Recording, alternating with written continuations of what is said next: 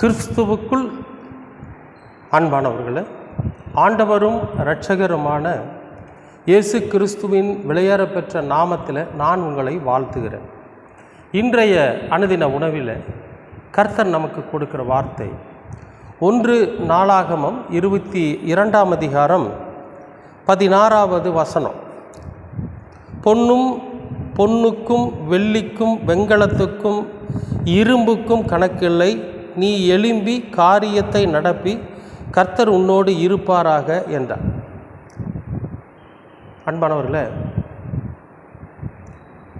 இங்கே என்ன அப்படின்னு கேட்டிங்கன்னா, ஒரு ஆலயத்தை கட்டுவதற்கு ஒரு மனிதனை கர்த்தர் தேர்வு செஞ்சுருக்கார். இப்போ அவர் ஆலயத்தை கட்டுவதற்கான முயற்சியை எடுக்கிறாரு, இடத்த பார்க்குறாரு, பொருள்களை எல்லாம் சேர்க்குறாரு. இந்த மாதிரியெல்லாம் சேர்த்துறப்போ சில நேரங்களில் தோய்வுகள் ஏற்படும். அதாவது நம்மளால் முடியுமா முடியாதா, நம்ம செய்ய முடியுமா அந்த மாதிரியெல்லாம் இருக்குது இல்லையா? அது மாதிரி தோய்வுகள் ஏற்படுகிற நேரத்தில், கணக்கு வழக்குகள் பார்க்குற நேரத்தில், மற்ற அந்த மாதிரியான சூழல்களில் சிலர் சோர்ந்து போயிடுவாங்க. அப்படி ஒரு மனிதன் சோர்ந்து போகிறான். அந்த மனிதனுக்கு தான் கர்த்தர் சொல்கிறாரு, நீ எழும்பி காரியத்தை நடப்பி கர்த்தர் உன்னோடு இருப்பாராக என்றார். எப்படிங்க? தாவீது சொல்கிற வார்த்தை யாருக்கு? தன் குமாரனுக்கு. அன்பானவர்களே, கர்த்தர் நம்மை பார்த்து சொல்லுகிற ஒரு வார்த்தை இதுதான். என்னன்னா, நீங்கள் எழும்பி காரியத்தை நடப்பீங்க, கர்த்தர் உங்களோடு இருப்பார். நம்மளை பார்த்து ஆண்டவர் சொல்கிற ஒரு வார்த்தை தான். நம்ம என்ன செய்யணுமா, எதுக்கும் கவலைப்படாமல் பயப்படாமல் அந்த ஒரு காரியத்தை எடுத்தோன்னா அந்த காரியத்தை செய்து முடிப்பதற்குண்டான முயற்சி, செய்து முடிப்பதற்குண்டான வேகம், செய்து முடிப்பதற்குண்டான உழைப்பு அது நமக்கு இருக்கணும். நாம் சோர்ந்து போயிடக்கூடாது. எதை குறித்தும் நாம் சோர்ந்து போயிடக்கூடாது. சில நேரங்களில் நம்முடைய உடன் இருப்பவர்களே நம்ம இந்த காரியத்தை செய்ய முடியாத அளவுக்கு பிரச்சனைகளை கொண்டு வருவாங்க. நம்முடைய சகோதரர்கள்னால் வரும், நம்முடைய நண்பர்கள்னால் வரும், உள்ளே வேலை செஞ்சிட்ருப்பாங்க பாருங்கள், அவங்களால வரும். நாம் யாரை கொண்டு அந்த வேலையை முடிக்கலான்னு நினச்சிருப்போமோ அவங்களால வரும். இப்படி பல பேர்னால நமக்கான இன்னல்கள் பிரச்சனைகள் வரும். எதுக்கு நீங்கள் சோர்ந்து போயிடாதீங்க. ஏன்னா நீங்கள் எழும்பி உங்கள் காரியத்தை நடப்பீங்க, நீங்கள் பாட்டுக்கு நடத்துங்க, சோர்ந்து போயிடாதீங்க.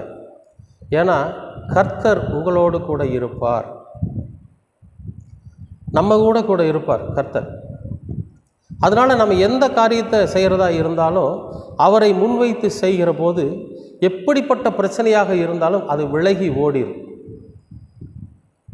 அன்பானவர்களே, ஒரு மிகப்பெரிய ஆலயத்தை கட்டுகிற போது இத்தனை பிரச்சனைனா, கடவுளுக்கு ஒரு ஆலயத்தை கட்டும்போதே பிரச்சனைகள் வர்றப்ப, நம்முடைய வாழ்க்கையில் இந்த உலக காரியங்களை நாம் செய்கிறப்போ, உலகத்திற்குண்டான போஜனத்திற்குண்டான வாழ்வாதாரத்துக்குண்டான காரியத்தை செய்கிறப்ப பிரச்சனைகள் வராமையாக இருக்கும்? கண்டிப்பாக வரும். ஆனால் அவைகளையெல்லாம் உடைத்தெறிகிறவர் யாருன்னு கேட்டிங்கன்னா நம்முடைய கர்த்தர். அவர் நம்ம கூடவே இருப்பார். அப்போ சரி, நமக்கு முன்னால் யாராவது சமட்டியை தூக்கிட்டு, அருவாளை தூக்கிட்டு, கத்தியை தூக்கிட்டு போகிறாங்களா எல்லாத்தையும் உடைச்செறிகிறதுக்கு? அப்படின்னா இல்லை. அதை உடைத்தெறிவதற்குண்டான ஞானத்தை கர்த்தர் நமக்கு தருவார், உழைப்பதற்குண்டான பலனை கர்த்தர் தருவார். அதை நாம் எப்படி செய்யணும், எந்த வழியில் செய்யணும் அப்படிங்கிற அறிவை கர்த்தர் நமக்கு தருவார். அப்போ அவர் கொடுக்குற ஞானத்தையும் அவர் கொடுக்குற அறிவையும் கொண்டு நாம் அந்த காரியத்தை ரொம்ப சுலபமாக நடத்தி முடிச்சிட முடியும். எப்போ தெரியுமா? கர்த்தர் நம்ம கூட இருக்கிறப்ப. அதனால தான் இயேசு கிறிஸ்து இந்த பூமியில் வாழ்ந்த நாட்களில் அவர் யோவான் எழுதின புத்தகத்தில் தெளிவாக சொல்லியிருப்பார், நான் போய் உங்களுக்குள்ளே வாசம் பண்ணுகிற ஒரு சத்திய ஆவியானவரை அனுப்புகிறேன், அவர் உங்களை சகல சத்தியத்திலும் வழி நடத்துவார். எது நன்மை, எது தீமை, எது செய்யலாம், எது செய்யக்கூடாது, யார் நல்லவங்க யார் கெட்டவங்க, எது பிரச்சனை இல்லாதது அப்படிங்கிறத அறிந்து, அதாவது ஆராய்ந்து அறிந்து செயல்படக்கூடிய ஞானத்தை உங்களுக்கு அவர் போதிப்பார் அப்படின்னு சொல்லி இயேசு கிறிஸ்து சொல்லியிருப்பார். அன்பானவர்களே, நாம் நம்முடைய இருதயத்தில் பரிசுத்த ஆவியானவருக்கு நம்ம இடம் கொடுக்குறப்போ அவர் நம்ம கூடவே இருப்பார். நமக்கு ஞானமாக, நமக்கு அறிவாக, நமக்கு சிந்தனையாக, நமக்கு செயல்பாடாக அவர் நமக்குள்ளே இருந்து அவர் செயல்படுகிற போது நம்ம என்ன பண்ணலாம், எல்லாத்தையும் உடைச்செறிஞ்சிட்டு நிச்சயமாக நாம் முன்வைத்திருக்கிற காரியத்தை பின்வாங்காமல் நம்ம செய்து முடிக்க முடியும்.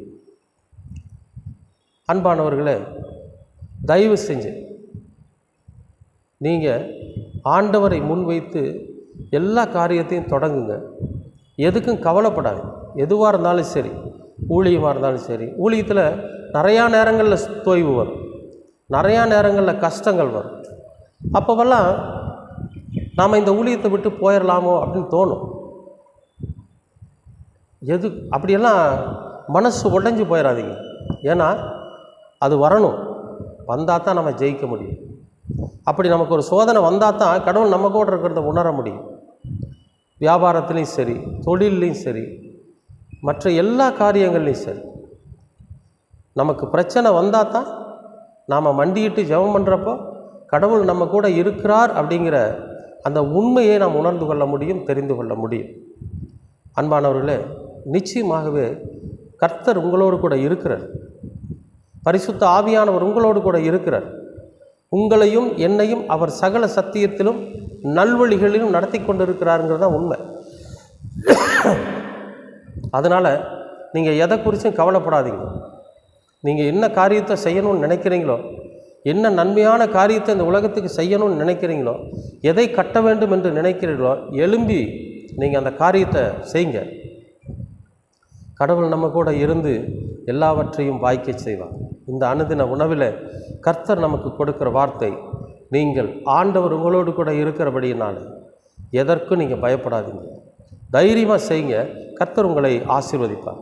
அன்பானவர்களே, இந்த காணொளி உங்களுக்கு பிரயோஜனமாக இருக்குமானால் இதை நீங்கள் சப்ஸ்கிரைப் பண்ணுங்கள், உங்களுடைய நண்பர்களுக்கும் ஃபார்வர்ட் பண்ணுங்கள். ஏன்னா அனுதின உணவு என்கிற ஊழியத்திற்கு இது மிகவும் உதவியாக இருக்கும். கர்த்தர் உங்களை ஆசீர்வதிப்பார். அன்பின் பரலோக பிதாவே, அருமையான நல்ல இந்த அனுதின உணவிற்காக நன்றி. இந்த நாளை நீர் ஆசீர்வதித்து கொடுத்ததற்காகவும் நன்றி. நீங்கள் எழும்பி உங்களுடைய காரியத்தை செய்யுங்கள்.